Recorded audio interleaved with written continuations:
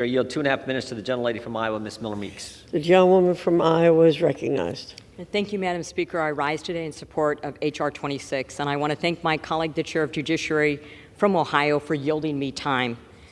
As a mother, a doctor, a former nurse, and the former director of Iowa's Department of Public Health, I know firsthand the preciousness of life and the importance of neonatal care and the tragedies that ensue when proper care isn't provided.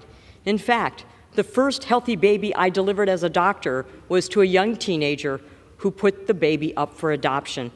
Our nation promises 3 things: life, liberty, and the pursuit of happiness. There is no clause in the Constitution to exempt newborns who survive an abortion procedure from these rights. It is not only reasonable and unreasonable, but inhumane to deny care to babies who were born alive. Regardless of maternal intent, what could be more extreme than denying care to an infant born alive? My colleague on the other side of the aisle from New York is correct. It is infanticide. H.R. 26 is legislation that would receive wide support from both sides of the aisle. It is unconscionable to think that some members will choose to vote against this bill, which will ensure infants receive life-saving care simply because of partisan politics.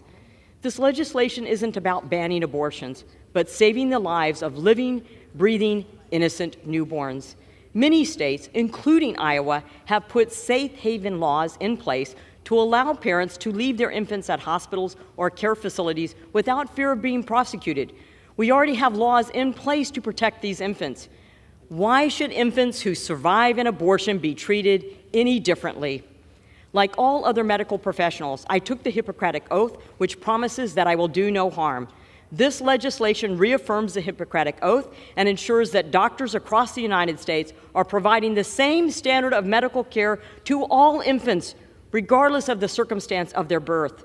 I urge all of my colleagues to stand and support life by voting for H.R. 26. Thank you, Madam Chair. Thank you, colleague. I yield back.